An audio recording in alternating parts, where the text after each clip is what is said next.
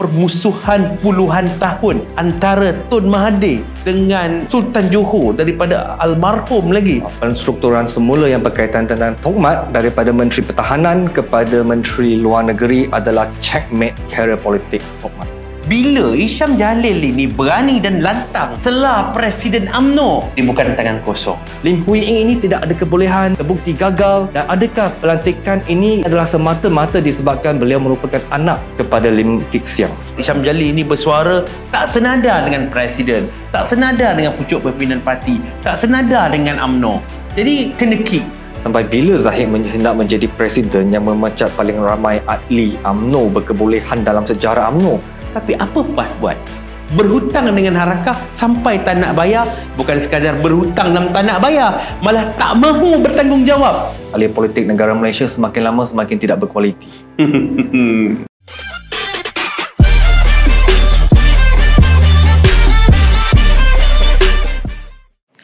Bismillahirrahmanirrahim. Assalamualaikum warahmatullahi wabarakatuh. Apa khabar semua kepada peminat setia podcast Cakap Hub? Kami daripada Konti Cakap Hub hari ini adalah episod kelima. Saya seperti biasa tidak lain dan tidak bukan bersama dengan saudara Shen Yeon. Apa khabar Shen? Baik. Jadi lain sikit cara Shen ni menjawab bila dah makin popular, dah makin famous ni. Cara cakap baik tu dah lain Shen Sekarang ni macam mana perkembangan Cakap Hub daripada awal episod sehingga sekarang? Rasanya satu perkembangan yang amat mendadak naik. Sebab biasa secara purata kita setiap episod naiklah 1000 follower. Tapi tamatnya episod yang keempat tiba-tiba sekarang dah naik 2000 lebih dah. Ush. Itu di akaun TikTok. Di YouTube pun juga memeranjatkan. Entah dari mana tiba-tiba dapat 200 lebih subscriber. Dan purata setiap episod tu mungkin dah hampir 1000 setiap episod. Sebab mungkin kita melihat bahawa peminat-peminat Cakap Hub ni dia suka kepada cara kita yang berbicara tentang isu-isu politik semasa tanpa sebarang tapisan. Jadi atas formula ini dan konsep ini, kita buka dulu untuk episod yang kelima kali ini.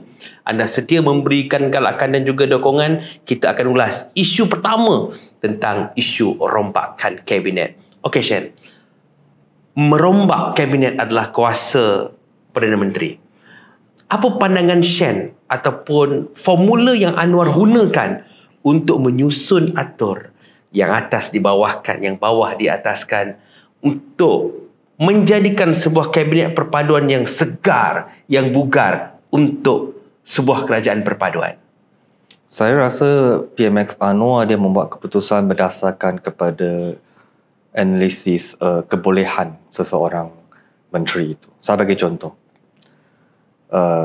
Sekarang kan negara kini sedang berhadapan dengan krisis COVID. Betul. Dengan mendadak beberapa minggu ini. Dan satu benda yang PMX ni maha hebat adalah dia sanggup untuk mengurangkan kuasa parti dia sendiri untuk memberikan tempat ini kepada seorang yang paling layak. Sebagai contohnya, dia sanggup untuk memindahkan Dato' Zaliha, iaitu Mantan Menteri Kesihatan, kepada Jabatan Perdana Menteri yang kini menjaga hal ehwal wilayah persekutuan, dan digantikan dengan Dato' Zul daripada Amanah. PKR sanggup memberi tempat kepada Amanah kerana Dato' Zul adalah orang yang paling tepat. Dia adalah seorang doktor, dia adalah bekas Menteri Kesihatan negara Malaysia yang pernah berhadapan dengan krisis COVID dan juga menjadi penasihat COVID negeri Selangor apabila negara berhadapan dengan pandemik suatu ketika dahulu, mengikut kebolehan dan pengorbanan. Oh, maksudnya pengorbanan Anwar ini ialah parti PKR itu sendiri berkorban, dibagi kursi itu kepada Amanah. Tapi bagaimana pula daripada DAP, kacamata DAP, kedudukan mereka dalam saiz kabinet kali ini? Tidak ada pertambahan banyak. Kalau tidak silap saya, satu pertambahan baru saja. Itu pun disebabkan oleh pengorbanan oleh PKR. Apabila PMX Anwar sanggup untuk mencairkan kuasa ataupun portfolio yang dimiliki oleh PKR dan diberikan kepada individu tertentu. Macam tadi, mereka berikan kepada Datuk Zul untuk Menteri Kesihatan. Tapi untuk DAP perlu kita dapat lihat ada satu kementerian baru yang diwujudkan, iaitu Kementerian Digital, yang dipecahkan daripada Kementerian Fahmi Fadzil, iaitu Kementerian KKD. Betul. Ini satu lagi pengumumanan. Cuma kalau dari segi rombakan kabinet DAP kali ini, penilaian dan analisis saya adalah saya melihat rombakan kabinet kali ini, saya melihat kumpulan ataupun orang kata tim Lim Guan Eng yang menguasai keseluruhan kabinet dalam kali ini. Sebab contoh, orang yang Siwa Kumar tu dulu bekas Menteri Sumber Manusia itu memang orang Anthony Loke, sudah digugurkan. Tapi pengukuran ini adalah pengukuran yang bagus sebab terpalit dengan skandal yang berkaitan dengan SPI pada awal tahun. Dan yang kedua, kita juga dapat lihat bahawa promosi Steven Sim daripada Timbalan Menteri Kewangan kepada tempat Siwa Kumar, Menteri Sumber Manusia. Tapi ramai yang tidak tahu latar belakang Steven Sim. Dia adalah orang kumpulan Lim Guan Eng juga. Dan Goh Bin Seng pun dah tadi saya kata Menteri Digital, dia lebih neutral, tapi mungkin ini boleh dilihat sebagai untuk membalancekan kuasa dan pengaruh Anthony Loke dalam DAP. Dan yang terbaru iaitu Lim Hui Eng, anak Lim Kik Siang, adik Lim Guan Eng sendiri, dilantik menjadi Timbalan Menteri Kewangan menggantikan tempat Steven Sim. Antara semua lantikan ini, hanya satu lantikan yang saya merasakan secara peribadi ini bermasalah, iaitu kenapa? Saya merasakan Lim Hui Eng tidak ada kelayakan untuk menjadi Timbalan Menteri Kewangan kerana dia merupakan antara Timbalan Menteri yang paling gagal dalam sejarah Malaysia. Saya bagi contoh, apabila beliau menjadi Timbalan Menteri Pendidikan sebelum ini, beliau merupakan satu-satunya Timbalan Menteri yang pernah ditegur oleh Dewan Speaker apabila tidak bersedia untuk menjawab soalan daripada pihak pembangkang berkaitan dengan kementerian dia. Dalam isu tersebut adalah berkaitan tentang nutrisi makanan pelajar-pelajar di sekolah. Dan tidak mampu jawab, Speaker marah apabila pihak Perikatan Nasional hendak tanya soalan tambahan pun tak mampu hendak menjawab. Kalau benda semudah ini dalam soal pendidikan, nutrisi kanak-kanak pun tidak mampu hendak jaga, apatah lagi Kementerian Timbalan Menteri Kewangan yang kita perlu berbicara tentang gaji, tentang percukaian, tentang belanjawan, benda-benda yang jauh lebih berat di luar kemampuannya. Sebab kita perlu bersifat adil. Lim Hui Eng ini tidak ada kebolehan, tidak ada pengalaman.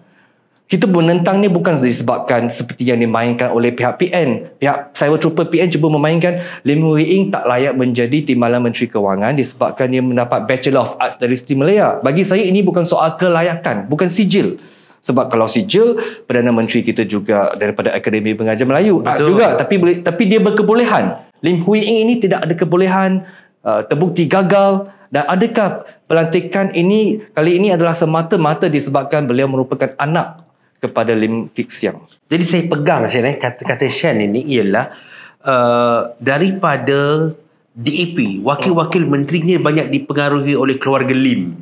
Lim Kik Siang, Lim Guan Eng, bukan satu keluarga. Tetapi kalau kita analisis daripada isu Goh Bin Seng dan juga Ram Karpal. Ram Karpal adalah adik kepada Goh Bin Seng. Goh Bin Seng dimasukkan dan Ram Karpal dikeluarkan. Jadi isu keluarga juga. Saya nampak di situ DAP begitu berintegriti. Tapi bila Shan membuka satu sudut yang lain ini, saya nampak DAP itu begitu berintegriti, tapi mungkin keluarga Lim itu yang nampak sudah mula tunjuk taring, tunjuk kuasa, atau macam mana? Rasanya analisis mereka hendak menyimbangi kuasa Anthony Loke sebagai Setiausaha Agung DAP yang baru. Mereka kan kuasa lama, tak sanggup melepaskan sepenuhnya. Dan sebab itu Kula Segeran, seorang lagi orang daripada tim Lim Guan Eng dimasukkan menjadi Timbalan Menteri Undang-Undang kalau tidak silap saya. Dan faktor Ram Karpal Seng dan Goh Bin Seng itu adalah bukan faktor sebab parti, tapi individu sendiri yang berintegriti. Ram Karpal Seng sendiri yang menarik diri daripada menjadi menteri. Tapi itu cerita DAP. Kalau kita lihat pula cerita pengagihan kursi menteri dan timbalan menteri dalam UMNO, macam mana pula Komen Shan? Saya rasa kali ini UMNO merupakan salah satu pemenang yang paling besar dalam rombakan kabinet kali ini. Kenapa? Maksudnya PMX bagi muka kepada UMNO. Ini analisis saya saja. Sebab UMNO mendapat pertambahan kerusi 1 atau 2. Itu yang pertama. Dan yang kedua, Datuk Johari Ghani yang bukannya daripada kem Zahid pun juga dimasukkan dalam kabinet. Oh, betul juga. Okey. Dan itu yang kedua. Dan yang ketiga pula, saya melihat dalam penstrukturan kali ini hanya DAP dengan UMNO yang mendapat kerusi lebihan. Tapi kalau UMNO kalau tidak silap saya mendapat 14. total yang paling banyak antara semua parti-parti politik lain 14. Yang lain kalau saya 13, 12 kalau bercampur lah.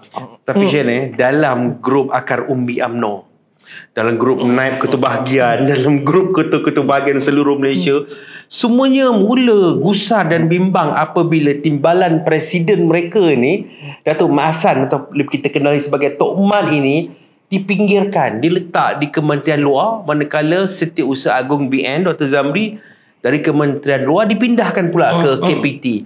Jadi betul ke Tok Mat dipinggirkan ini kerana ada satu tangan gaib daripada Presiden UMNO sendiri? Saya akan bagi analisis saya, tapi sekiranya abang memiliki pandangan yang berbeza, abang boleh kongsilah. Boleh.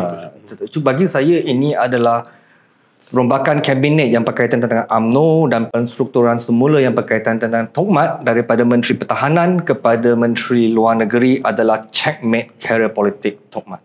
Itu yang pertama.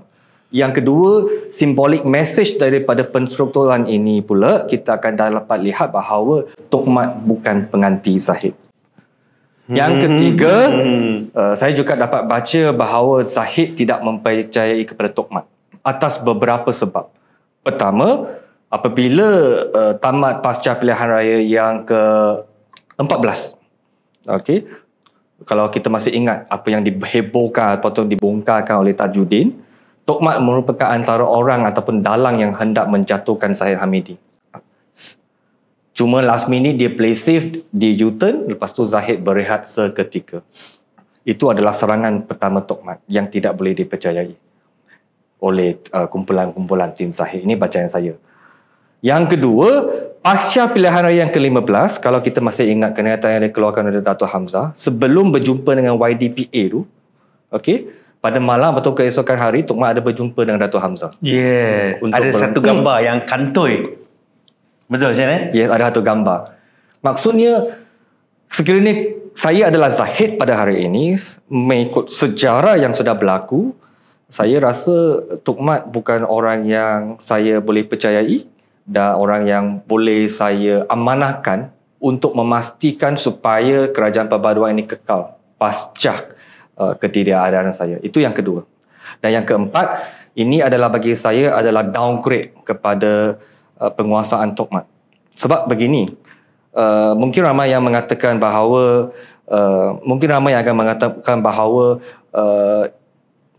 dengan alasan Pak La dulu pernah jadi Menteri Luar Negeri 7 tahun ke 9 tahun boleh jadi PM. Tapi itu berbeza. Sebab dalam sejarah UMNO, setiap pemimpin yang bakal menjadi Presiden ataupun bakal Perdana Menteri ataupun yang memiliki masa depan ataupun yang boleh berkuasa, secara sejarahnya, dia memang akan mengisi tempat Menteri Pertahanan. Saya bagi contoh. Dulu Najib sebelum jadi PM, dia Menteri Pertahanan. Zahid sendiri dulu jadi TPM, dia jadi Menteri Pertahanan. Hishamuddin dulu menjadi Menteri Pertahanan. Lepas tu, pasca pilihan raya yang ke-14, semua menteri-menteri kanan juga Menteri Pertahanan. Contoh, Ismail Sabri. Betul. Okey. Maksudnya Menteri Pertahanan ini dalam dunia politik UMNO itu adalah menteri yang paling kanan, antara yang paling kanan. Dan yang kelima pula, kalau Zahid hendak menjatuhkan martabat Tok Mat, kalau saja kan, mengapa tidak pergi kepada kementerian lain? Seperti kementerian yang dipegang oleh Johari ke, Zamri ke. Tapi mengapa luar negeri? Sebab dia hendak Tok Mat fokus untuk isu-isu luar negara sehingga tidak ada masa untuk menjaga akar umbi UMNO. So, analisis saya adalah penstrukturan kali ini adalah checkmate karier politik Tok Mat dan saya meramalkan dalam pemilihan UMNO yang akan datang, ramalan sahaja, pengganti Tokmat ataupun orang yang lebih dipercayai, diyakini oleh Zahid adalah Zamri. Sebab apabila berkrisis dulu, dia pecat Anwar Musa, Zamri yang dipilih menjadi Setiausaha UMNO Agung, UMNO. Tapi sampai hari ini Zamri juga masih lagi Setiausaha Agung Barisan Nasional. Betul. Okay, so bagi saya atas faktor Perak ini, dua-dua dari Perak, Zamri akan dicatukan untuk menjatuhkan Tokmat dalam pemilihan UMNO yang akan datang. Ini bacaan saya. Apalah sama. Cuma kalau daripada kacamata saya ahli UMNO, ketua pemuda UMNO sendiri di Negeri Melaka, di Cawangan. Jadi saya sebenarnya melihat dari sisi lain sikit, Shan, saya melihat bahawa sekarang ini umum setelah pun mengetahui bahawa Presiden UMNO berhadapan dengan cabaran. Cabaran yang utama adalah kesihatan sendiri. Ialah bagi saya, siapa pun berdepan dengan sakit, bila itu adalah sebagai satu cabaran untuk menyelesaikan isu peribadi sendiri. Jadi kena ada satu plan B. Siapa pengganti, ataupun sudah ada satu exit policy. Berapa tempoh lama akan berundur, akan keluar. Jadi kerana Tokmat ini daripada peringkat negeri, daripada menteri besar, tak pernah pun sebelum ni Tokmat jadi menteri, dilantik menjadi menteri pertahanan. Jadi jambatan antara PKR dan juga UMNO adalah Zahid sahaja. Sekiranya Datuk Zahid tidak ada lagi dalam kerajaan, tidak ada lagi sebagai Presiden UMNO, akan gugur kerajaan perpaduan ini secara serta-merta. Saya nampak pula Datuk Seri Anwar PMX sekarang ni sedang fokus untuk memperkasakan hubungan Malaysia dengan antarabangsa. Pergi ke Dubai, pergi ke Arab Saudi, pergi ke US, pergi ke China, pergi ke Jepun. Jadi untuk membina satu jambatan baru selepas Zahid, saya merasakan Zahid membuat satu strategi meletakkan Tok Mat di Menteri Luar supaya Tok Mat lebih akrab dengan Anwar. Bila hubungan Anwar dan juga Tok Mat ini akrab, maka tidak ada masalah untuk Datuk Zahid bagi pass button ini kepada Tok Mat. Saya nampak macam tu. Cuma sekarang ni kita tak dapat nak melawan arus. Melawan arus itu maksudnya formula yang dah biasa digunakan oleh mana-mana Perdana Menteri. Jawatan-jawatan kanan dalam parti, mereka ni mesti jadi Menteri Pertahanan, Menteri Dalam Negeri. Ini adalah Menteri-Menteri kanan. Jadi Menteri Luar ni orang cakap, Menteri Luar lah, jaga luar. Jadi daripada aspek kuasanya, memang Tok Mat akan lebih jauh dengan akar umbi UMNO. Kerana lebih fokus menjaga isu-isu antarabangsa. Tapi saya tidak nampak niat Zahid untuk mengenepikan Tok Mat. Tapi Tok Mat ni pun saya yakin sekarang ni politik begitu dinamik. Sekalipun Shan, kalau berada sebagai Menteri Luar, boleh digunakan untuk mengukuhkan hubungan dengan Anwar dan juga dengan akar umbi. Kerana Tok Mat ini, dia, orang cakap, timbalan Presiden ini, apa-apa berlaku kepada Presiden UMNO, dialah yang akan memangku jawatan Presiden. Bila memangku jawatan Presiden, dia akan membuat pemilihan parti. Jadi advantage itu sebenarnya mungkin ada kepada Tok Mat. Tapi dalam politik saya pun tak berapa pasti sebab hati masing-masing. Kita pun kadang-kadang susah kita nak duga. Tapi yang paling penting saya nak tanya Shan ialah kenapa beberapa orang-orang daripada Datuk Zahid ni tiba-tiba diangkat pula menjadi Menteri Kanan seperti Khalid Nordin. Yang ini sampai sekarang saya masih terfikir-fikir jawapannya, dan saya tak dapat jawapan yang paling tepat ataupun cuba menganalisis. Cuma pertama mungkin dari segi seniority dia, iaitu dia naik Presiden UMNO. Yang kedua, dia adalah faktor Johor. Sebab pakar YDPA akan datang daripada Sultan Johor, dan Khalid Nordin ini merupakan satu-satunya orang UMNO dalam yang berada di Johor sekarang untuk dinaik ke kementerian ini. Sebab kalau kita tengok Presiden Shan, Datuk Seri Johari Ghani pakar ekonomi, pakar kewangan. Tapi kenapa dia diletak untuk jaga ladang ni? Kenapa? Kenapa dia jadi Menteri Peladangan? Dia bukan sengaja nak bagi Datuk Johari jadi Menteri Peladangan, sebab memang kementerian-kementerian yang penting yang berkaitan tentang kepakaran dan ilmu dan kebolehan yang ada pada Datuk Johari ini sudah diisi oleh orang lain. Sebab Datuk Johari memang pakar sebagai seorang ekonomis, businessman, corporate man, accounting, benda-benda yang sebegini. Dia memang tak sesuai pun, kurang sesuai lah kalau nak jadi Menteri Pertahanan ke Menteri Luar Negeri ke, nak menjadi Menteri Undang-Undang pun tak sesuai, nak menjadi Menteri Kementerian Pengajian Tinggi pun tak sesuai. Dan dalam kalangan portfolio-portfolio yang berkaitan tentang ekonomi dah dipegang oleh Rafizi. Kementerian Kewangan pula dah dipegang oleh orang yang paling layak dalam sejarah negara Malaysia, iaitu Timbalan Menteri yang kedua, Datuk Amir Hamzah.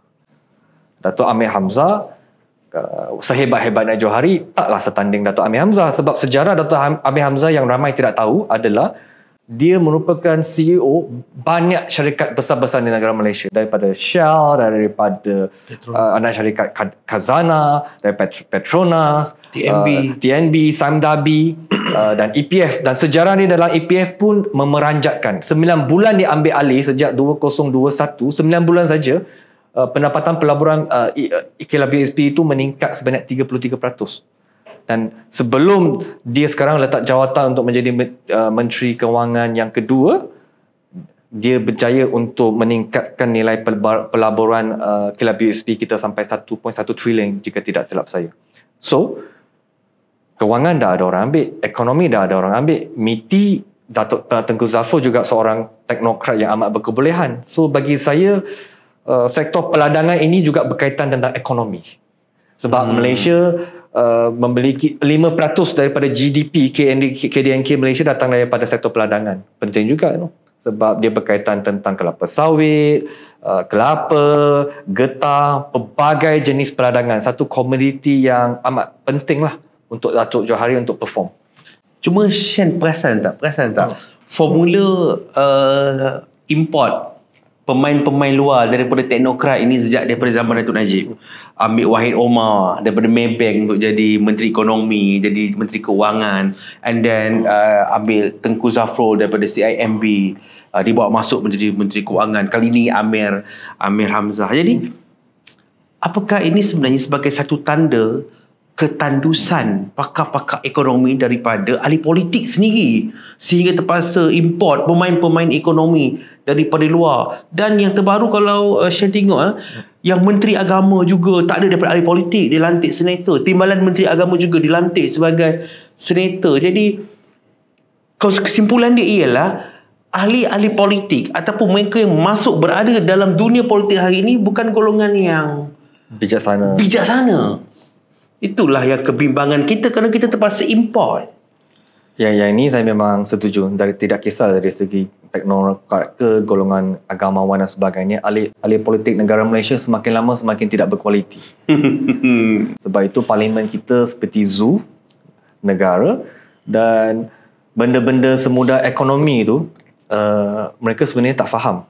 Seperti episod lepas yang saya ulas, bukan saja tak faham bang, ahli parlimen kita bukan saja tidak berkualiti dari segi ekonomi, dari segi kewangan, dari segi kebijaksanaan dan sebagainya. Dari segi kerajinan pun bermasalah. Saya akan kongsi satu statistik yang amat menarik untuk dikongsikan adalah kita lihat semasa Perikatan Nasional menjadi kerajaan, kehadiran Datuk Hamzah dengan Muhyiddin di parlimen, Muhyiddin ada 25% saja. Hamzah 28%. Sangat rendah. Haji Hadi lagi teruk. Haji Hadi rasanya 33%. Tinggi lagi. Tinggi sikit. Maksudnya dalam 100 hari mereka datang 25 hari. Sebab itu, kita kalau masih ingat apa yang Tengku Razali kata, Muhyiddin adalah pemimpin yang paling malas. Tak apa. Statistik yang kedua. Lepas itu, mereka menjadi ketua pembangkang. Lepas jadi ketua pembangkang, kehadiran Datuk Hamzah itu ada sedikit meningkat sebab disebabkan dulu kehadirannya sebagai kerajaan 28% dipertikaikan. Dia cuba nak jadi rajin lah, meningkat sampai 61%. Cuma apabila Hamzah setahun ini menjadi ketua pembangkang, kehadiran 61% itu jauh lebih kurang apabila Anwar Ibrahim menjadi ketua pembangkang sebanyak 94%. Uish. So, nampak tak perbezaan tu? Nampak tak dalam semangat untuk mentadbir negara dekat luar parlimen tiap-tiap hari buat fitnah, bantai kerajaan, tapi dalam parlimen pun mereka tak akan hadir untuk memperjuangkan isu-isu rakyat. Ini satu berita yang sangat panas dan juga dinanti-nantikan. Yes. Jadi berbalik tadi, bila golongan profesional tak ada dalam ahli politik ini, macam orang bercakap, macam mana diorang nak join parti-parti politik? Mereka ni sering disingkirkan, dibuang. Misalnya isu Hisham Jalil yang terbaru, Shen. Apa komen Shen apabila Hisham Jalil ini bersuara tak senada dengan Presiden, tak senada dengan pucuk pimpinan parti, tak senada dengan UMNO. Jadi kena kick walaupun dia adalah Majlis Kerja Tertinggi UMNO. Apa komen Shen? Bagi saya kena mula terlebih dahulu dengan memberi pandangan bahawa secara peribadinya saya tidak bersetujulah Hisham Jalil ini dipecat. Sebab sampai bila UMNO hendak terus memecat orang yang berkebolehan dan bijak.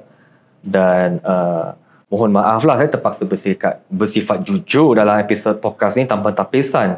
Sampai bila Zahid hendak menjadi presiden yang memecat paling ramai ahli UMNO berkebolehan dalam sejarah UMNO?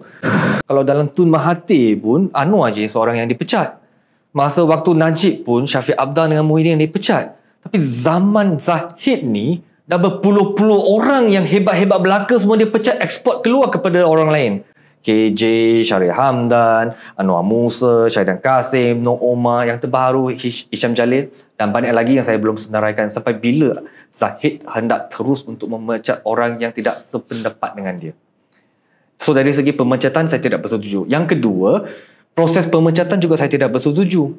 Mana boleh mereka mengumumkan kepada wartawan atau pihak media bahawa Hisham Jalil sudah dipecat sebelum surat diterima.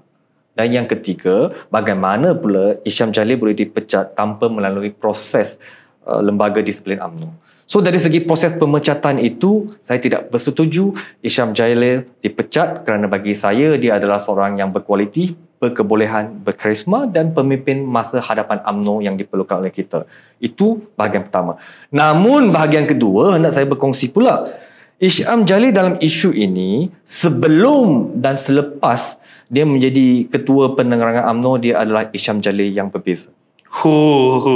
Okay. Sebab mengapakah Hisham Jalil dipecat walaupun tidak ada alasan yang diberikan dan hebakan kepada pihak media? Tapi kebetulannya beberapa hari sebelum pemecatan Hisham Jalil mengeluarkan kenyataan iaitu UMNO baroh DAP. Disebabkan UMNO kalah di Kemaman, dia salahkan DAP. Lepas tu dia pula tiba-tiba hendak mengatakan Dato' Sam boleh menjadi Perdana Menteri sekiranya bergabung dengan UMNO sebelum pilihan raya yang ke-16. Dan yang ketiga, tiba-tiba hendak berbicara tentang penyatuan Melayu. Apa yang saya katakan? Ini adalah Hisham Jalil selepas dia bukan lagi ketua penerangan UMNO. Betul. Tapi kita kena ingat bahawa Hisham Jalil ni saya tak tahu apa yang berlaku kepada dia. Sama ada dia ada agenda tersendiri ke ataupun ada mastermind di sebaliknya. Sebab pendirian dia tiba-tiba berubah 360 darjah. Saya bagi banyak contoh. Kita pergi part by part. Hisham Jalil kata UMNO baruah kepada DAP dan disebabkan UMNO baruah kepada DAP dan disebabkan UMNO bekerjasama dengan DAP, UMNO kalah di Kemaman. Itu referendum yang diceritakan oleh Hisham Jalil.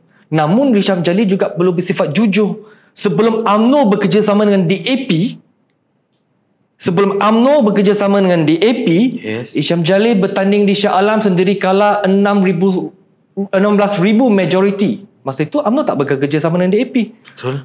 Persoalannya adakah DAP punca segala-galanya? Itu yang pertama. Okey. Yang kedua, kita tidak boleh bersifat selektif dalam isu referendum. Mengapa Hisham Jalil sengaja pilih Kemaman? Mengapa tidak Dun Pelangai yang memiliki 75% pengundi Melayu ketika UMNO kini sedang bekerjasama dengan DAP? UMNO menang juga. Betul. Dan yang ketiga, referendum itu tidak boleh bersifat selektif. Kalau semudah itu, bolehkah kita katakan Hisham Jalil bertanding sebagai ketua bahagian di Sungai Buloh pada pemilihan yang lepas, dia kalah? Maksudnya referendum semudah itu Akal Umbi UMNO menolak Hisham Jalil? Sebenarnya tidak. Dia ada banyak faktor kemenangan dan kekalahan. Tidak boleh semua benda kita nak salahkan DAP. Nak salahkan DAP pun boleh. Satu dunia boleh salahkan DAP, tetapi bukan Hisham Jalil. Mengapa? Sebab Hisham Jalil adalah antara orang paling awal yang menyokong kerjasama antara UMNO dengan DAP. Ketika dia menjadi ketua penerangan, kita masih ingat setiap perkataan dia. Perkataan demi perkataan. Dia membuat persidangan, membuat live, membuat kenyataan umum yang terbuka mengatakan kalau PAS dengan PBBM boleh bekerjasama dengan DAP dahulu, mengapa UMNO tidak boleh bekerjasama dengan DAP? Ya? Iya, saya katakan Hisham Jalil sebelum dan selepas menjadi ketua penerangan, dia berbeza. Orang lain boleh menentang, tapi bukan dia. Yang kedua, dia pergi jelajah seluruh Malaysia mengatakan, bukan kita nak bekerja sama dengan DAP. Kita nak jadi pembangkang. Betul. Kita hormat kepada YDPA, Agung yang suruh. Tapi hari ini nada dia berbeza pula.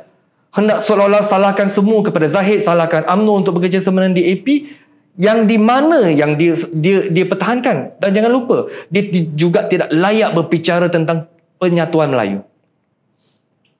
Sebab kita perlu ingat, pada zaman Ismail Sabri menjadi Perdana Menteri, ada banyak usaha oleh tim-tim masa itu. Syahidan Kasim, Nur Omar, Anwar Musa masih berada lagi dalam UMNO. Ini adalah kumpulan-kumpulan yang hendak meneruskan kerjasama dengan Muafakat Nasional. Lebih rela bersama dengan PBBN, lebih rela bersama dengan PAS berbanding dengan PH, PKR, DAP. Hisham Jalil adalah antara orang utama yang paling lantang menentang kumpulan ini. Mereka panggil Hisham Jalil panggil mereka apa? Broker PBBM. Okey, Muhyiddin pengkhianat. Hamzah ini hendak menjatuhkan UMNO. Dia curi-curi ahli UMNO semua, beli cawangan ketua kita. Bagaimana kita boleh bekerjasama dengan PBBM? Sehingga kan dia terlalu lantang menentang, sehingga masih ingat Hisham Jalil dia adalah menjadi bekas ketua penerangan negeri Selangor, sehingga pada ketika itu dia pecat oleh Nur Omar. Betul. Dia yang menentang penyatuan Melayu. Dia yang mengatakan Muhyiddin yang masukkan Najib dalam penjara. Okey, dia yang mengatakan PAS itu munafik, tidak ikhlas. Okey, dia yang menyatakan PAS bersama dengan Muhyiddin hendak masukkan Najib dalam penjara dengan menghebohkan tentang PAS League. Betul. Dia yang serang PAS, dia yang serang Muhyiddin, dia yang serang Hadi, dia yang serang PBBM, dia yang menggagalkan usaha penyatuan Melayu sebelum pilihan raya yang ke-15.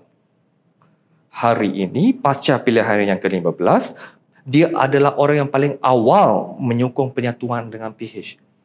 Menggunakan alasan YDPA, menyerang pihak lawan, lebih baik bekerjasama dengan DAP daripada PBBM yang hendak membunuh kita.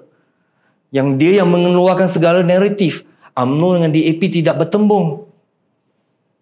Dia yang mengeluarkan naratif lebih baik berada dalam gabungan ini, kerana kalau kita bergabung pada awalnya, kalau kita bergabung dengan Perikatan Nasional, takkan kita UMNO Parti Induk Melayu kena jadi parti ketiga terkecil dalam Perikatan Nasional. Kalau UMNO bergabung dengan Perikatan Nasional, UMNO akan menjadi parti Melayu ketiga terkecil. Itu kenyataan Hisham Jalil. Hari ini pula, selepas bukan lagi menjadi seorang ketua penerangan, dia berubah nada. Dia pula kata UMNO boleh bekerjasama dengan PAS yang dahulu dia seorang munafik, dengan menyokong Datuk Sam menjadi Perdana Menteri. Dan UMNO boleh masuk Perikatan Nasional yang hendak membunuh UMNO.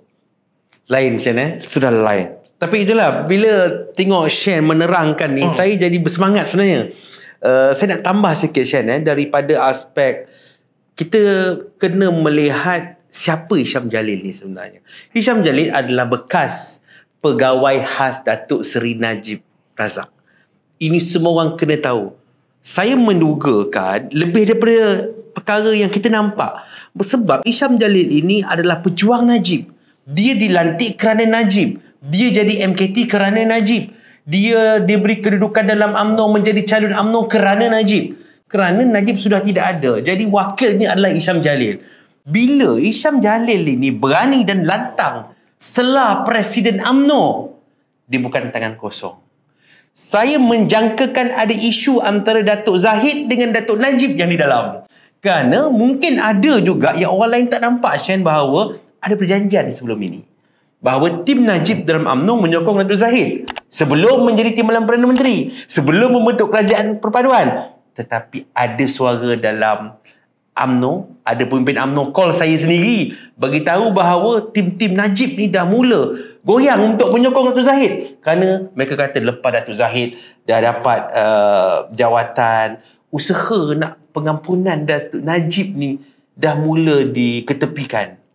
Jadi sebab itu saya rasa Isham Jalil ni juga sudah dapat lampu hijau daripada Datuk Najib di dalam. Kerana yang berurusan dengan Datuk Najib ni Isham Jalil. Jadi sebab itu dia memberontak, dibantai Presiden, tetapi dia menggunakan PPBM Datuk Khairuddin yang dia jumpa tersebut untuk merasionalkan bahawa penyatuan Melayu ini. Tapi ini adalah satu tindakan serampang dua mata. Bahawa Hisham menunjukkan penyatuan Melayu ini atas naratif PPBM. Tapi sebenarnya ada konflik antara Datuk Zahid dan juga Datuk Najib. Tapi ni off record, tak boleh cerita lagi lebih panjang. Okey, jadi Shen, bila cerita tentang UMNO ni, dia sebenarnya seronok. Kerana UMNO ini adalah sebagai sebuah parti yang orang cakap parti Melayu yang begitu besar. Tapi sekarang, Shen, apabila Ahli Parlimen Bukit Gantang bercakap bahawa yang lompat parti ni bukan kira 5 orang, akan ramai lagi. So ada 2 soalan cepu emas pada Shen. Kenapa daripada bersatu saja melompat? Kenapa daripada PAS tak melompat? Dan betul ke pula cerita bahawa PAS nak bergabung pula dengan UMNO dan juga menyokong bersama dengan Pakatan Harapan dalam kerajaan perpaduan? Betul ke gosip ini? Saya rasa PAS tidak akan bersama dengan Pakatan Harapan. Cuma ada ura-ura yang ditimbulkan oleh salah seorang ketua penerangan PKR, Iswadi Murni. Iswadi Murni. Beberapa hari lepas yang mengatakan, tak tahulah sejauh mana benar teori ini, di mana PAS kini bergabung dengan Hishamuddin secara sulit hendak orang kata mengkuburkan PBBM. Iaitu ada rancangan sulit di antara PAS dengan UMNO untuk bergabung dan bekerjasama. Okay. Dan PBBM ini pula akan berkubur. Semua bekas-bekas ahli PBBM akan kembali kepada UMNO sekiranya tim Hishamuddin berjaya mengambil alih UMNO lah. Ini teori yang pertama. Teori yang kedua, saya rasanya kalau berbicara tentang tadi soal mengapa 7 orang daripada PBBM akan keluar lagi, kemungkinan besar saya lihat analisis saya lah. Sebab Bukit Gantang kita boleh tahu sejarah dia. Dia adalah orang UMNO. Kan? Orang UMNO yang terjun masuk PBBM. So persoalannya, siapakah orang paling kuat daripada UMNO yang terjun kepada PBBM? Mastermind ni adalah Dato' Hamzah dulu. Betul. Hamzah yang membawa semua orang-orang UMNO yang masa keluar daripada UMNO masuk kepada PBBM. Maksudnya, apabila Muhyiddin Yassin membuat U-turn, tidak mahu untuk melepaskan jawatan dalam pemilihan yang akan datang, adakah ini tangan-tangan gaib daripada Datuk Hamzah untuk sekali lagi bercatuh seperti dahulu, mengeluarkan ahli-ahli parlimen yang dahulu ni lompat daripada UMNO kepada PBBM, kini daripada PBBM lompat kembali sokong PMX untuk melemahkan dan memberi pressure kepada Muhyiddin untuk melentak jawatan atau menyerahkan kuasa kepada Datuk Hamzah. Apa pandangan abang? Mungkin ada kemungkinan, tapi insting saya Shen, saya ada satu insting mengatakan yang akan buat benda ini adalah Azmin. Kerana Hamzah didakwa, Muhyiddin didakwa, Wan Saiful Wanjan didakwa, anak Hamzah didakwa, menantu Muhyiddin didakwa. Tapi siapa yang tak didakwa, Shan? Azmin Ali saja tak didakwa. Dan seorang lagi Peja. Jadi radar politik kena melihat kepada dua orang ini. Siapa mastermind dan siapa pelaksana. Kalau insting saya, mastermind dia adalah Azmin. dan pelaksana dia adalah peja. Tapi insting, kita tak ada bukti yang kukuh untuk mengatakan. Cuma sekarang ini bila Shen berbicara tadi, cakap tentang DAP, kecengkaman DAP dalam Kabinet Kerajaan Perpaduan ini makin kuat. Tapi saya tak nafikan kejayaan Anwar, Shen, DAP bersama Tun dan DAP bersama Anwar berbeza. Nama sama Pakatan Harapan, tapi di era Tun, DAP sangat garang, DAP sangat vokal, DAP tuntut macam-macam. Tapi dalam era Anwar, setahun ini DAP make silent, diam. Kerana era Anthony Locke berbeza dengan Lim Guan Eng. Tetapi selepas setahun ni, Shen, isu PBT, pilihan raya PBT dah mula dibangkitkan. Isu Perdana Menteri bukan Melayu dah mula disuarakan oleh Lee Guan Eng. Jadi Shen sebagai orang Cina, pernah juga berada dalam DAP, apa sebenarnya motif, apa lagi Cina mahu, apa lagi DAP mahu sebenarnya? Merujuk kepada kenyataan Lim Kik Siang di mana bukan Melayu boleh menjadi Perdana Menteri. Betul. Saya rasa satu Malaysia, terutamanya pihak Perikatan Nasional dan Wan Faizal terperangkap dengan perangkap yang dilontarkan oleh Lim Kik Siang. Kita perlu faham, Lim Kik Siang ni walaupun sudah tua, 80 lebih, tapi dia seorang veteran dalam dunia politik. Dia tak akan buat benda yang tidak memberikan manfaat kepada Pakatan Harapan ataupun kerajaan pada hari ini. Sebagai contohnya, apabila beliau membuat kenyataan ini, pihak media biasa akan pick headline saja, iaitu Lim Kik Siang mengatakan bahawa bukan Melayu boleh jadi PM. Tapi apa yang orang tidak nampak adalah Lim Kik Siang juga menyatakan dalam persidangan medianya, bukan Melayu tidak boleh, walaupun bukan Melayu boleh jadi PM dalam perlembagaan negara, tetapi bukan Melayu secara realistik ni tidak boleh jadi PM bukan saja dalam 100 tahun, malah perlu lebih 200 tahun seperti Amerika Syarikat di mana mereka memilih Barack Obama. Ini adalah kenyataan penuh Lim Kik Siang. Tapi Lim Kik Siang memang tahu orang akan pilih headline saja, tapi melalui headline ini bagaimana dia nak memerangkap ahli-ahli junior daripada Perikatan Nasional yang ingatkan mereka bijak. Saya bagi contoh. Perasan tak apabila DAP Lim Kik Siang membuat kenyataan ini, bukan Melayu boleh menjadi PM. Okey. Mengapa tidak ada seorang pun ahli politik daripada DAP ataupun PKR yang menyokong ataupun menyentang? Semua diam aja. Lepas itu, Wan Faizal pula tiba-tiba nak menjadi hero. Apa Wan Faizal cuba buat? Yang pertama, Wan Faizal mencabar supaya kerajaan pada hari ini menukar perlembagaan supaya kerusi Perdana Menteri ini hanya boleh dipegang oleh Melayu dan Islam. Pertama, cabaran ini sudah menunjukkan kenyataan yang dikeluarkan oleh Lim Kik Siang itu tepat. Itu yang pertama. Tapi yang kedua yang orang tak nampak, apabila saya kata tadi, mengapa semua ahli-ahli PKR, Amanah, DAP semua diam? Apabila Lim Kik Siang melontar idea ini, Wan Faizal membuat tindak balas sedemikian. Seorang junior yang tidak berpengalaman hendak berhadapan dengan seorang veteran politik. Sudah 9 ahli politik daripada Sabah dan Sarawak, GPS, GRS, Warisan, semua keluar menentang dan menyerang Perikatan Nasional, menyerang Wan Faizal. Nampak tak permainan Lim Kik Siang? Dia dah tahu undi Melayu dah tepuh maksimah. Yang milik PAS, milik UMNO. Undi Cina pun dah secure. Dia memang sengaja nak lebih menjarakkan lagi hubungan antara Sabah dan Sarawak dengan Perikatan Nasional. Sebab tanpa Sabah dan Sarawak, selama-lamanya Perikatan Nasional tidak akan mampu untuk membentuk kerajaan walaupun dengan sokongan UMNO sekalipun. Itu yang kedua. Yang ketiga, dalam isu ini, kita juga perlu lihat dalam sejarah Malaysia, mungkin ramai tidak tahu, fakta yang hendak saya kongsi agak menarik, tapi ini kisah benar, cerita benar, berfakta. Iaitu dalam sejarah negara Malaysia, kemakmuran kita, keunikan kita, kelebihan kita, keberbahagiaan kita, kita sebenarnya sudah memiliki banyak Perdana Menteri negara Malaysia yang susu galaunya bukan berdarah Cina. Saya bagi beberapa contoh, mungkin abang terperanjat. Yang pertama, Tunku Abdul Rahman memiliki susu Galo sedikit daripada darah Thailand. Yang kedua, Tun Abdullah Ahmad Badawi, dia memiliki susu Galo darah Cina daripada Hainan. Tun Mahathir Mohamad memiliki susu Galo darah India daripada Kerala. Dan dalam sejarah Malaysia juga pernah ada 2 orang bukan Melayu sudah pernah menjadi pemangku Perdana Menteri. Yang pertama Tun Sambatan pada 1970 lebih. Betul. Untuk 11 hari.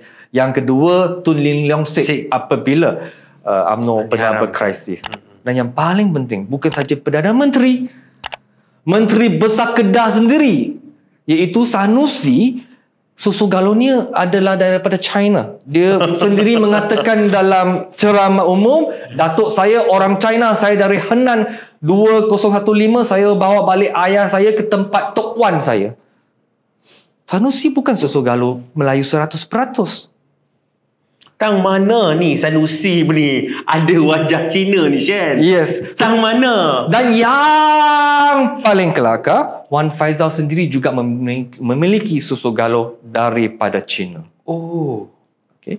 Dan yang terakhir untuk konklusi isu bukan Melayu boleh menjadi Perdana Menteri, sebenarnya dia bukan berkaitan tentang bangsa. Saya bagi satu persoalan yang amat menarik untuk kita fikirkan.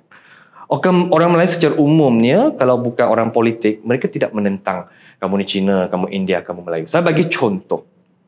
Okey. Secara umumnya,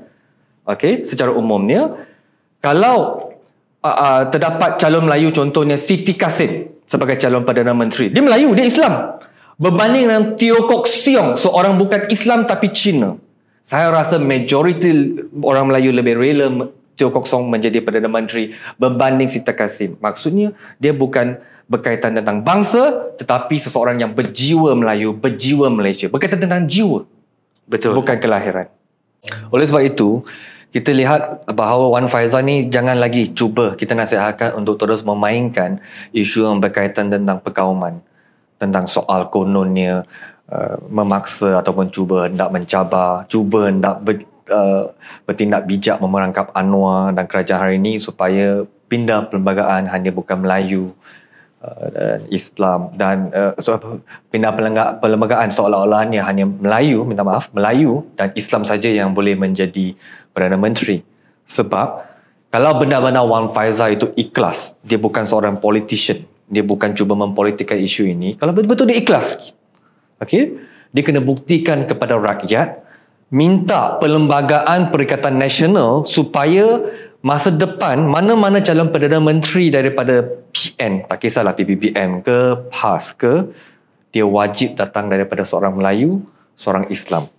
Kalau dia ikhlas, dia gubah perlembagaan parti mereka sendiri dulu. Betul. Itu cerita saya. Jadi kalau kat sini kita nampak, Shen, calon Perdana Menteri bukan Melayu ni sebenarnya adakah masyarakat majoriti kita ni dah bersedia? Kita tidak terlalu jumun melihat jauh ke belakang. Sebenarnya kita lihat negara Indonesia, realitinya, dia tidak pernah ada satu perlembagaan negara Indonesia iaitu wajib Melayu dengan Islam yang menjadi calon presiden mereka. Tapi sejarah negara Indonesia, realiti politiknya, dari Perdana Menteri pertama sampai sekarang semua dari keturunan Jawa, termasuk Jokowi. Contoh kedua, Singapura pula, dia tidak pernah ada satu perlembagaan negara yang menyatakan hanya kaum Cina ataupun bukan Melayu yang boleh menjadi Perdana Menteri. Tetapi realiti politiknya sampai hari ini, semua calon Perdana Menteri negara Singapura ada daripada keturunan Cina. So realiti di Malaysia juga begitu. Sebab kita perlu lihat komposisi kaum. Masyarakat Cina sekarang komposisi kaum dia 21%. Dan ramalan ini akan terus berkurangan. Dia setiap tahun akan turunlah 21, 20, 18, 17. So komposisi masyarakat Cina dalam negara Malaysia semakin hari semakin berkurangan.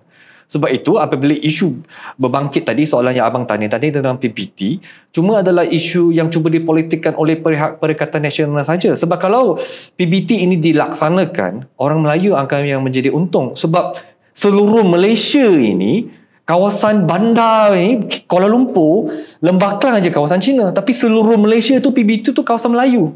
Dia akan lebih banyak ahli politik Majlis Perbandaran ataupun ahli majlis dari kalangan Bumi Putera ataupun Melayu Islam. So isu ni memang dipolitikkan. Realiti dari segi demografi pun China semakin berkurangan setiap hari, Melayu semakin bertambah. Melainkan kembali kepada teori yang saya katakan tadi. Okay? Dia bukan berkisahkan tentang bangsa sangat. Sebab ada kalanya, tanyalah mana-mana orang Perikatan Nasional. Mereka lebih sanggup Siti Kasim yang Melayu Islam menjadi Perdana Menteri ataupun Teo Kok Siong yang bukan Melayu, bukan Islam menjadi calon Perdana Menteri mereka. Tepuklah dada, tanyalah selera, dan daripada selera mereka pun kita dapat ramalkan mengapa jawapannya mungkin Teo Kok Siong. Sebab dia bukan persoalan bangsa lagi. Dia adalah persoalan seseorang individu yang menjiwai Melayu itu. Dia persoalan jiwa, bukan persoalan keturunan. Cuma analisis Shen ini sebenarnya mengajak saya berfikir tau. Maksudnya pengundi kaum Melayu, kaum Cina, kaum India, dia akan memilih sosok ataupun kredibiliti seseorang itu. Tak kira agama, tak kira bangsa. Tapi Shen, di Malaysia ni, rakyat tidak memilih siapa Perdana Menteri, tetapi parti yang memilih Perdana Menteri. Adakah kita perlu rombakan? Tadi kita cerita rombakan kabinet, tapi sekarang rombakan sistem kita. Perdana Menteri ni seharusnya dipilih oleh rakyat. Seperti Indonesia dan Amerika Syarikat. Betul. Yang ini setakat ini saya belum ada analisis saya lah sejauh perlu atau tidak perlu. Tapi apa pandangan abang? Sistem mana yang abang rasa lebih sesuai? Saya merasakan Malaysia perlu ada dua fasa. Pertama, fasa yang sedia ada ini iaitu memilih kerajaan yang memerintah. Memilih kerajaan yang memerintah. Dan daripada kerajaan yang memerintah ini pula perlu ada satu pilihan raya Perdana Menteri, seperti mana pilihan raya Presiden di Indonesia, pilihan raya Presiden Amerika Syarikat. Mereka ada ruang untuk rakyat memilih siapa presiden mereka. Tapi di Malaysia tidak ada. Tapi kalau selepas ini, kalau kita nak rombak kepada sistem di Malaysia, kita perlu terbuka dan perlu bersiap siaga ke arah Malaysia yang lebih maju. Bahawa hari ini kalau kita pilih satu parti tu, kita pilih sesuatu parti itu adalah daripada PAS. Orang Melayu pilih PAS. Tapi Presiden PAS adalah Haji Hadi. Tapi adakah Haji Hadi ini di mata rakyat layak untuk menjadi Perdana Menteri Malaysia? Perdana Menteri untuk semua kaum? Saya rasa ini sesuatu yang tidak layak. Inilah orang cakap bola tanggung kepada PAS untuk rakyat tolak. Tapi kalau kita ada satu sistem untuk memilih siapa Perdana Menteri Malaysia, saya rasa KJ juga boleh masuk dalam tersebut. Rafizi juga boleh masuk sebagai calon. Menteri-menteri lain juga boleh masuk. Tok Mat dan Zahid. Di situ baru kita tahu populariti individu. Tetapi Shen, ramai orang tidak faham sistem kita pilih parti. Tetapi kita punya poster boy kita seolah-olah kita menjual siapa Perdana Menteri. Ini kita dah ke arah itu. Sekiranya kita dah jual siapa poster boy, siapa Perdana Menteri, why not?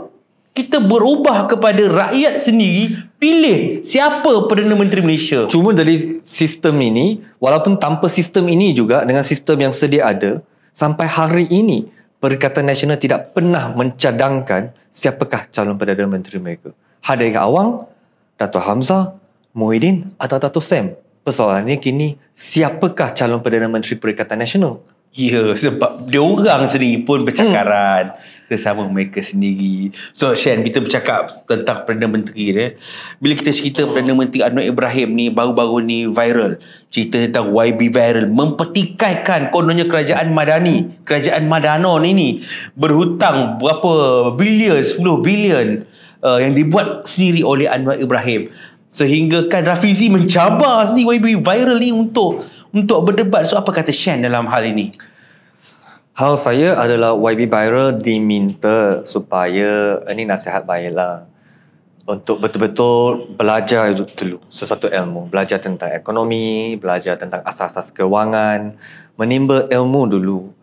Jangan menyerang dengan melulu. Sebab dia akan menyebabkan anak-anak muda kita nanti terpesong segala ilmu yang dia cuba sampaikan kepada rakyat. Dalam isu yang berkaitan tentang YB viral tadi, dia beberapa hari ini dia cuba bangkitkan isu kononnya Perdana Menteri Anwar dah janji dah hutang tak akan bertambah. Hutang sekarang dah 104 bilion untuk tahun 2023. Itulah masalahnya saya kata. nasihatkan supaya YB Viral betul-betul perlu untuk belajar asas-asas ekonomi. Sebab dalam hutang negara, dia berbeza dengan hutang persendirian. Kita tidak boleh bergantung kepada nilai hutang itu. Maksudnya nilai, contoh yang dia bagi, Muhyiddin hutang 85 bilion, Anwar hutang 104 bilion. Dia bukan bergantung kepada nilai. Dia bergantung kepada peratusan. Ini memang teori ekonomi. Kalau tidak, dia akan jadi songsang. Itu yang pertama. Yang kedua, YB Viral juga perlu tahu, iaitu pada zaman Muhyiddin, walaupun dia kata, YB Viral kata dia hanya belanja hutang pada ketika itu 85 bilion, Anwar 104 bilion. Dia bukan perbandingan macam tu, Anwar lebih banyak. Sebab pada zaman Muhyiddin, hasil kerajaan persekutuan disebabkan kelemahan kepimpinan Muhyiddin dalam merancangkan ekonomi, hasil kutipannya hanya 233 bilion. Tahun ini, Anwar pula sekarang rasanya sudah 295 bilion. Dia memiliki peningkatan sebanyak 26%. Tinggi. Hasil kerajaan yang dia berjaya untuk merancangkan ekonomi negara. Itu yang pertama. Tapi apa yang saya cuba pemudahkan kepada rakyat begitu bang. Kenapa kita tak boleh katakan kita lihat nilai saja. Contoh, jika pendapatan abang pada hari ini adalah RM1 juta. Okey? Tapi kamu berhutang 100,000. Okey? Berbanding pendapatan kamu 10 juta ringgit. Tapi kamu hutang 300,000. So, dia bukan persoalan sekarang hutang 300,000 itu lebih banyak daripada 100,000. Sebab keuntungan abang 10 juta itu lebih banyak daripada 1 juta. Begitu dalam isu ini. Muhyiddin dia gagal untuk memajukan ekonomi negara. Hasil kerajaan pada ketika itu 2021 233 bilion saja. Sebab itu dia pinjam 85 bilion. Tapi YB Viral cuba sembunyi fakta. Mengapa Muhyiddin dia hanya pinjam 85, Anwar 104? Selain daripada perbezaan hasil kutipan kerajaan, Muhyiddin dia menjarah 600 bilion rizab negara, simpanan wang negara. Yang BN simpankan hampir 2 trilion tu, dia ambil 600 bilion.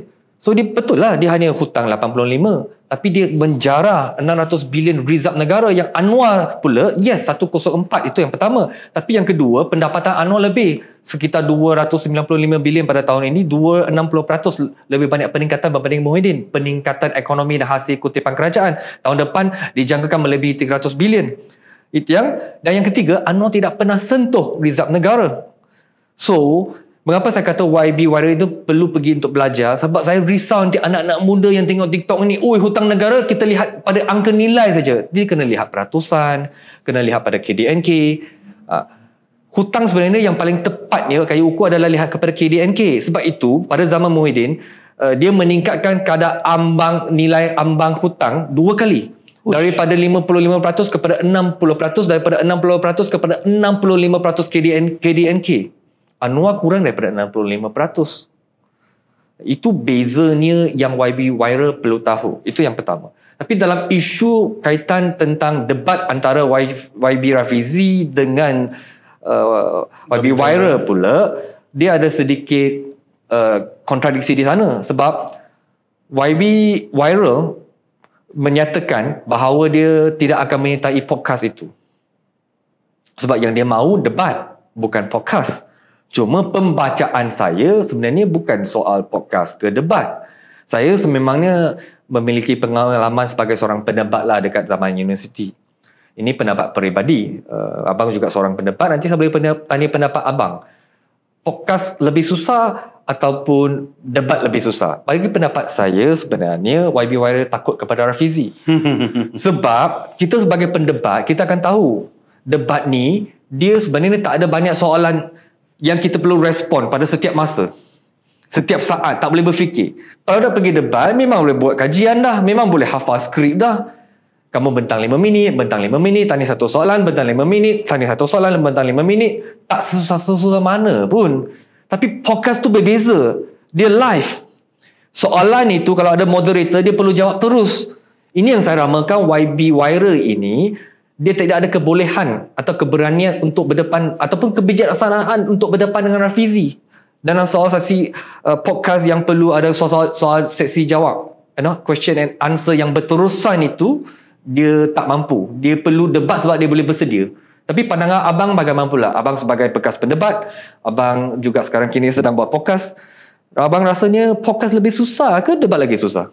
Bagi saya debat ini lebih sukar kerana dalam podcast mereka berdiskusi, berbincang, tapi debat ini adalah percanggahan idea.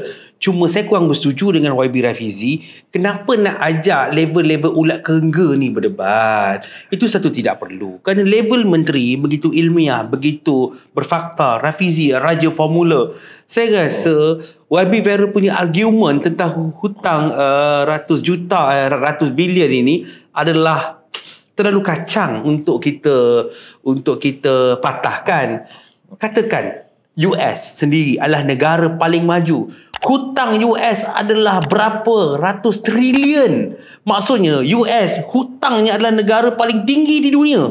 Tapi US tetap maju. Ekonomi nombor 1 juga. Ekonomi tetap masih nombor 1 mata wang dunia, dolar USD. Jadi lambang berhutang tinggi ini tidak menggambarkan bahawa ekonomi terteruk. Tetapi kemampuan Malaysia membayar hutang itu melambangkan Malaysia ini mampu untuk membangun dengan lebih baik. Itulah saya rasa YB Viral ni dia dah termakan taik minyak pas ni.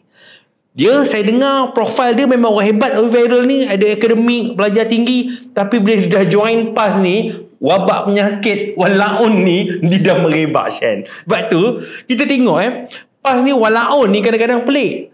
Dia punya bos harakah, pengarah harakah, CEO harakah sakit tenan. Hutang pun tak nak bayar sampai orang tu boleh sakit masuk hospital, Shan. Jadi saya kira ini adalah satu tindakan yang tak betul. Tapi Shan melihat bagaimana pula? Saya melihat tidak ada keperluan Rafizi untuk berdebat dengan YB Viral. Sebab ini tidak perlukan perdebatan. Sebab tema utama perdebatan itu adalah bukan berkaitan tentang hutang saja.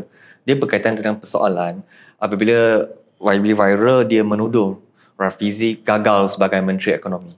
Ekonomi Malaysia lembab, gagal. So ini adalah tema perdebatan tu. Cuma saya rasa tidak perlu lagi diperdebatkan kerana orang yang berilmiah, orang yang bijaksana, orang yang analisis, orang yang benar-benar jujur dan ikhlas melihat kepada data dan statistik tanpa mana-mana sentimen politik, kita akan tahu Rafizi tidak gagal. Kalau Rafizi pun gagal, Muhyiddin akan jadi lebih gagal. Saya akan buktikan. Apa isu ni sekarang? Kalau isu berkaitan tentang kenaikan kos harga barangan, zaman PN memerintah, dia punya inflasi dari 25% setinggi 4% tau sebelum Rafizi menjadi Menteri Ekonomi. Lepas Rafizi menjadi Menteri Ekonomi dalam setahun ni dah menurun sampai 1.8%. Dan inflasi ini kita tidak boleh berterusan untuk teruskan. Ini kalau orang yang tak faham tentang ekonomi terpesong nanti. Sebab negara perlu ada inflasi yang sedikit baru sihat. Kalau tidak, dia akan jadi deflasi. Satu masalah yang jauh lebih banyak bermasalah. Maksudnya gaji tidak meningkat, harga rumah tidak meningkat, harga barangan tidak meningkat. Maksudnya setiap keseluruhan ekonomi negara itu akan ratnap atau runtuh jika berlakunya keadaan inflasi. Dah sampai 4% inflasi yang PN tinggalkan, Rafizi dah kurangkan sampai 1.8%. Nak kurang bagaimana lagi? Soal pengangguran setinggi 4.5% zaman PN tinggalkan, Rafizi dah kurangkan sampai 3.3%. Betul. Pengangguran tak ada masalah, orang ada kerja. Inflasi dah perkurangan. Apa lagi isu mereka tentang kegagalan ekonomi? Saya tak nampak. Pertumbuhan KDNK. Zaman Muhyiddin memerintah 2021, pertama kali dalam sejarah Malaysia, KDNK Malaysia tu dia susut 5.6, maksudnya negatif 5.6%. Rafizi suku pertama menjadi Menteri Ekonomi, ekonomi Malaysia dah 5.6 dah. Tertinggi di Asia Tenggara. Suku pertama je awal tahun ini. Tapi yang lebih melampaunya ni, Shan, bila ada satu soalan tu kepada kepada Presiden PAS, wartawan jolok tanya dia, kenapa pada ketika ini harga barang semua naik, ekonomi makin teruk? Tak boleh terima oleh semua netizen apabila Haji Adi cakap, ini memang semua faktor dunia, semua seluruh dunia naik. Jadi bila sampai dekat dia, disalahkan dunia ataupun disalahkan faktor global. Tapi bila kerajaan perpaduan berdepan dengan masalah ni, dalam proses kita nak atasi, pandai pula dia menyalahkan kerajaan. Jadi benda ni yang itu pun mereka menyalahkan di luar. Sebab itu saya kata Rafizi, mengapa dia tidak perlu untuk berdebat dengan YB Viral, sebab mereka memiliki 70 lebih ahli parlimen, MP Perikatan Nasional. Setiap kali mereka berdepan dengan Rafizi, kantoi. Awal tahun, sebagai ketua pembangkang, Dato' Hamzah ni, dia konon dia dah jadi ketua pembangkang kan. Dia nak cubalah nak usik Rafizi. Persidangan pertama, saya masih ingat, sebab itu memang persidangan pertama, konon dia ketua pembangkang. Dia nak mencabar Rafizi dalam soal berkaitan tentang pertumbuhan ekonomi KDNK. Okey? Rafizi bentang pertumbuhan ataupun menjelaskan suku ke suku. Hamzah terus tak faham dah. Sebab itu yang pertama. Dia bukan ahli ekonomi. Dia bukan ekonomi, tapi cuba nak berlakon mereka tahu soalan-soalan ekonomi. Dan kalau kita nilai shadow cabinet Perikatan Nasional yang jaga portfolio ekonomi tu Razi Zidin, apa yang dia buat selain daripada tarik balik? Dan betul, yang terbaru, I think bulan ini ke bulan lepas, Muhyiddin cuba juga untuk menjadi bijak pandai ya, nak berdepan dengan Rafizi, tanya soalan ekonomi sampai kena balun dari Rafizi. Tanya soalan tak nak dengar. Itu dipanggil hipokrasi dalam Perikatan Nasional. Sebab mereka tidak ada kebolehan, dan pada masa yang sama mereka tahu fakta lawan fakta, memang mereka kalah. Sebab ekonomi Malaysia tak gagal, tak ada masalah. Ya, itu yang saya katakan Perikatan Nasional nak debat apa? Ahli parlimen mereka sendiri pun gagal untuk berdebat dengan Rafizi dekat parlimen. Sampai hari ini, setiap kali Rafizi bentang, pemimpin-pemimpin senior semua hadir. Kehadiran di parlimen sangat rendah, seperti saya bentangkan awal episod. Kehadiran Muhyiddin baru 25%, Hamzah baru 28%. Gagal memainkan peranan sebagai ketua pengerusi Perikatan Nasional, gagal memainkan peranan sebagai ketua pembangkang. Yang lazimnya, biasanya yang bertanya soalan kepada Rafizi di parlimen adalah pendang. Gila kata tidak mereka? Antara kegagalan ekonomi YB Viral dengan Rafizi. Cuma saya nak tambah sikit. Sebenarnya perangai ataupun behavior, sikap Perikatan Nasional termasuk PAS ini, mereka ni begitu hipokrasi. Contoh paling mudah sekali sifat mereka hipokrasi dalam orang putih. Dalam orang Arab ni, dalam bahasa Arab ni, kita panggil mereka ini adalah sebagai golongan Khawarij. Khawarij ni maksudnya dia berpura-pura dan dia rasa diri dia saja betul. Contoh Shan, kalau kita tengok dalam isu YB Howard Lee bercakap menggunakan ayat Al-Quran. Bukan main mereka marah, bukan main YB jargon bersuara, bukan main ulama segala fatwa dikeluarkan, haram orang bukan Islam menggunakan ayat Al-Quran. Tapi kalau kita analisis balik daripada sejarah, rentetan kronologi, ketika Ngakomeng PAS bersama DAP pada ketika itu dalam satu ceramah, Ngakomeng selamba je baca ayat Al-Quran. Haji Adi sokong lagi, pemimpin-pemimpin PAS sokong lagi, tak ada masalah pada ketika itu. Kemudian yang baru-baru ni pula, PAS ni sekarang ni dah ada lajnah untuk penyokong bukan Islam, untuk bersama PAS. Dan pemimpin India dalam PAS ini boleh mengatakan mimpi bertemu Rasulullah. Tak ada pula orang-orang PAS ni petikai ke apa. Jadi di sini saya nampak sifat Khawarij ni tadi memang ada dalam PAS. Iaitu pendiriannya boleh berubah-ubah mengikut selera mereka, mengikut kepentingan mereka, dan mereka rasa pula itu je yang betul. Kerana puak Khawarij saja yang rasa diri dia betul. So Khawarijma, saya memodernkan dia kepada istilah Khawarijma. Di dalam PAS ini akan merosakkan Malaysia, khususnya orang Melayu dan orang Islam. Hati-hati. Tapi bang, saya sebagai bukan Islam, saya pula keliru. So maksudnya daripada penjelasan abang tadi, saya masih tertanya-tanya, adakah bukan Islam boleh memeltik ayat Quran? Sebab macam yang abang katakan tadi, bila PAS bersama dengan Ngakomeng dalam Barisan Alternatif Pakatan Rakyat, mereka pula puji Ngakomeng boleh petik ayat-ayat Quran, mesra Islam dan sebagainya. Tapi apabila PAS sekarang keluar daripada Barisan Alternatif Pakatan Harapan, dia menjadi pembangkang kepada Pakatan Harapan, Kerajaan Sediana Mah, dia pula kata Howard Lee petik ayat Al-Quran menghina Islam. So yang mana sebenarnya betul? Sebenarnya Islam ini adalah rahmatan lil alamin, untuk seluruh umat manusia. Maksudnya Islam ini Allah turunkan wahyunya untuk seluruh makhluk.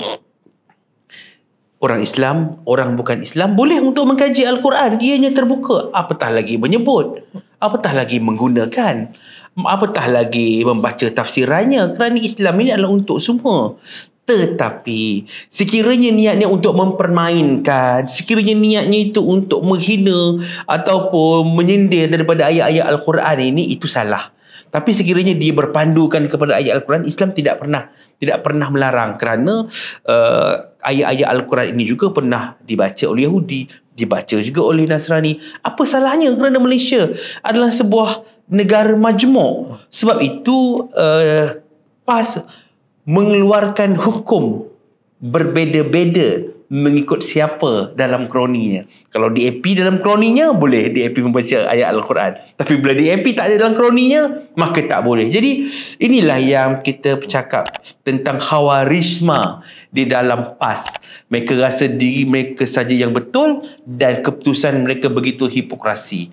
Tak ada masalah untuk orang bukan Islam membaca ayat Al-Quran, kerana Al-Quran ini adalah sebagai satu kitab untuk seluruh umat manusia. Universal lah. Betul. Tapi kebetulan kita berborak tentang PAS, satu isu kini pula berbangkit baru-baru ini.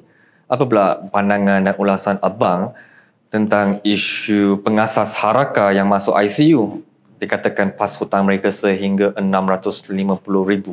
Adakah ini satu perkara yang wajar ataupun tidak? Satu lagi hipokrasi dalam PAS. Hipokrasi dalam PAS ini, apa maksud dia ialah Islam tidak menggalakkan berhutang. Kerana kalau kita berhutang, sehinggakan Islam menyarankan orang yang meninggal dunia ada hutang, rohnya tidak diterima oleh langit. Rohnya itu tidak dapat diangkat ke langit, sehinggakan ada ahli keluarga perlu menyelesaikan. Orang yang berhutang tadi perlu menyelesaikan, tuntut pada ahli keluarganya. Begitu penting Islam menitik beratkan tentang hutang ni tadi, sehingga diperkatakan seperti itu. Tapi apa PAS buat? Berhutang dengan Harakah sampai tak nak bayar. Bukan sekadar berhutang dan tak nak bayar, malah tak mahu bertanggungjawab kepada Harakah yang menjadi lidah rasmi mereka. Sebab mereka sanggup berhutang, bukannya mereka tak ada duit. Mereka juga pernah menjadi kerajaan. Mereka juga pernah menjadi menteri. Mereka juga pernah berada pada kedudukan-kedudukan yang tertinggi. Mereka juga ada kerajaan negeri. Kenapa hutang Harakah ni tidak mahu dibayar? Sedangkan mereka sanggup habis berpuluh ribu, beratus ribu hingga juta untuk bayar saber troopers. Walaun ni tadi sanggup dibayar. Tetapi Harakah yang dah berjuang bersama puluhan tahun, akhirnya menjadi mangsa, sampai pengarah Harakah ni sampai stres, sampai masuk hospital, sampai masuk ICU, lawat pun tidak, sehingga jadi permusuhan. Jadi saya kira damage control PAS dengan Harakah ini sangat menjijikkan. Saya pula berpandangan yang seiringan dengan abang. Mereka sepatutnya membayar hutang mereka, sebab tanpa PAS tanpa Harakah tiada PAS pada hari ini. Ini adalah lidah rasmi parti mereka sebanyak 4-50 tahun jika tidak salah saya. Dah lama dah, rakan seperjuangan pun mereka boleh layan macam ni. Inilah menunjukkan PAS itu tidak ikhlas dalam menjaga dan menjamin orang-orang yang berjuang untuk mereka. Itu yang pertama. Yang kedua ni pula, saya pula rasa pelik sikit kalau untuk sekadar beli Mercedes 3.2 juta, 3.5 juta mereka mampu. Bayar Harakah 650,000 tak mampu. Ada pula macam MB Terengganu, Datuk Sam yang kononnya sekarang bakal Perdana Menteri, dia boleh jual tanah yang semurah 500,000 tu, yang sebenarnya nilainya 30 juta kepada persaudaraan isteri-isteri ahli-ahli PAS. Tapi tak boleh bayar hutang 650,000. Dan yang paling penting sekali, bukan sengaja nak mempersenangkan mereka ke apa. Jika angka sekecil inilah 650,000 tak mampu nak bayar, tak mampu nak cari idea untuk membayar, bagaimana PAS boleh memimpi hendak menjadi kerajaan yang kini terpaksa pula berhadapan dengan beban hutang negara setinggi 1.5 trilion. Saya suka analisis tu. Dan yang paling terakhir sekali, kalau tak mampu bayar sekalipun, tunjuklah kepimpinan Islamik mengapa mereka tidak menziarahi pengasas ICU itu. Mak Sabu ni, dia pernah saman Harakah. Dia pernah bermusuhan dengan Harakah. Tapi baru beberapa hari yang lepas, dia ada juga pergi untuk menziarahi. Sekurang-kurangnya menziarahi. Tak ada seorang pun pemimpin PAS yang menziarahi Harakah. Kalau tak mampu bayar pun, setakat ziarah lah. Ini adalah unsur kemanusiaan sejagat. Betul. Cuma saya hendak berminat tentang satu lagi isu yang berbangkit 1 minggu yang lepas, iaitu berkaitan dengan wawancara Sultan Johor dengan The Straits Times daripada Singapura, berkaitan dengan beberapa kenyataannya lah. Sebab itu saya berminat melihat apakah pandangan abang berkaitan dengan beberapa kenyataannya. Yang pertama, dia kata dia mahu SPRM dan juga Petronas diletakkan di bawah Yang di-Pertuan Agong, kerana dia kata dia mahu memburu perasuah-perasuah sampai ke lubang cacing. So, siapakah yang dimaksudkan oleh Sultan Johor? Siapakah yang mahu diburu olehnya? Siapakah perasuah tersebut? Dan yang ketiga, apa pula Sultan Johor kata? Ulasan Sultan Johor yang memuji prestasi Menteri DAP itu Anthony Loke merupakan seorang menteri yang sangat perform. So saya nampak ada sedikit percanggahan sebab Sultan sebagai lambang Melayu sendiri memuji menteri-menteri DAP. TMJ pun sebelum ini Pokras dan KJ memuji Hanayo. Tapi Perikatan Nasional pula mereka mengatakan kononnya DAP ni anti Melayu, DAP ni pelbagai lah. So Sultan Johor dengan anak dia TMJ memuji pula prestasi pemimpin-pemimpin DAP. Dan yang kelima, Sultan Johor juga menyerangkan tentang kestabilan kerajaan.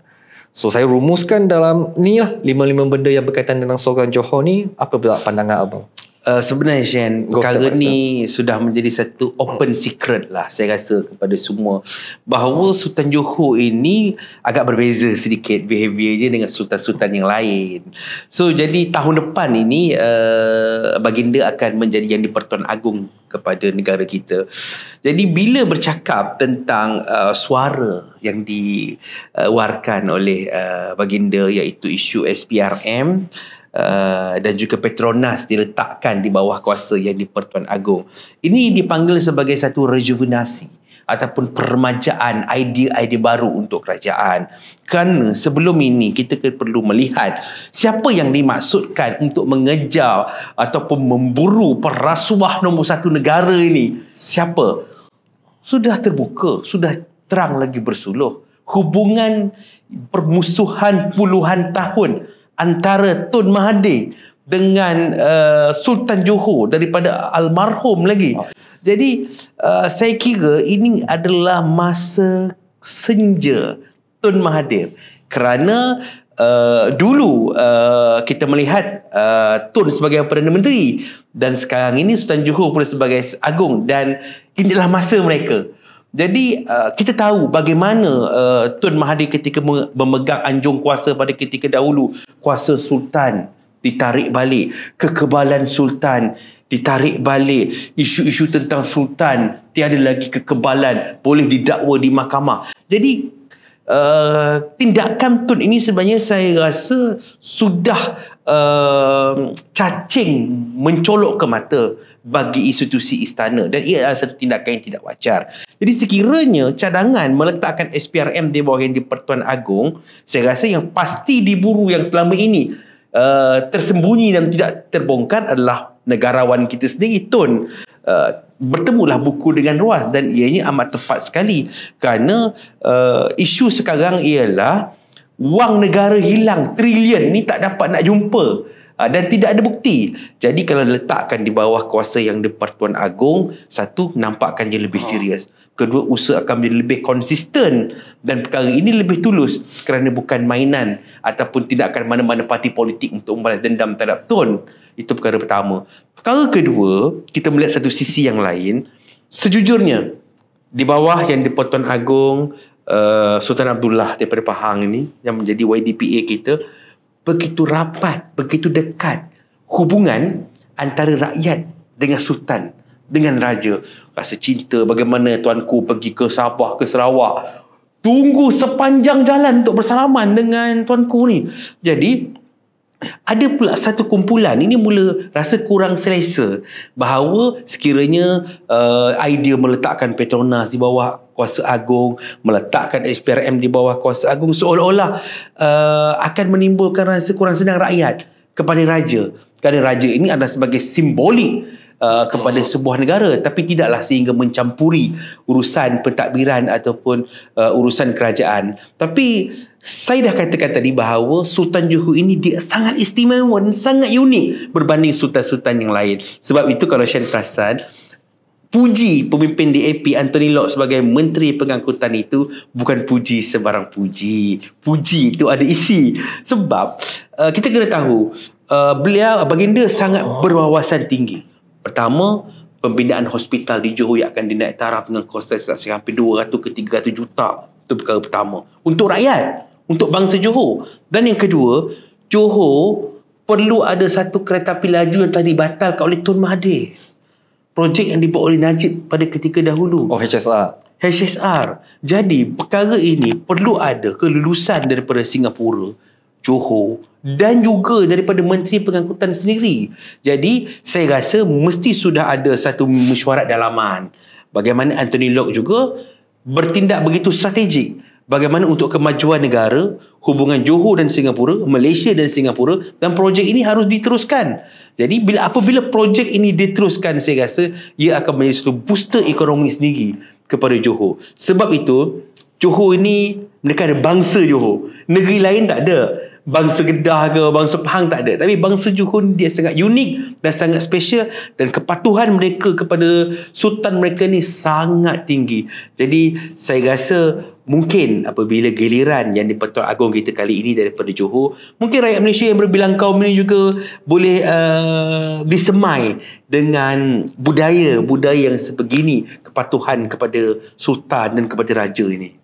Okey Shan, perkara yang terakhir sekali, apa yang paling mencuit hati kita pada hari ini apabila Datuk Seri Anwar Ibrahim membuat satu diplomasi yang luar biasa bersama dengan Perdana Menteri Jepun datang ke Malaysia dan dihidangkan sebiji buah durian, dan Perdana Menteri Jepun ini rasa buah durian ini pun dengan cara yang begitu berbeza, menggunakan sudu. Tak pernah orang Malaysia, tak pernah orang Cina makan durian menggunakan sudu. Akibat bau harumnya Musang King ini, Shan, Perdana Menteri Jepun menjemput Datuk Seri Anwar Ibrahim membuat kunjungan balas ke Jepun. Dengan sebiji durian kita dapat 6.56 bilion pelaburan daripada Jepun ke Malaysia. Lihat strategi yang begitu ampuh daripada Datuk Seri Anwar Ibrahim memikat hati negara Jepun, negara matahari terbit, dengan sebiji buah durian.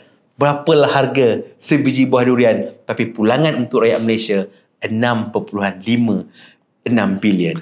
So tagline abang ialah ke mana saja PMX pergi, di situ ada pelaburan. Ya, ke mana-mana saja ada pelaburan untuk negara. Jadi sekian, terima kasih. Jumpa lagi di episod yang akan datang. Teruskan memberi sokongan kepada Cakap Hub. Salam ceria, salam harapan.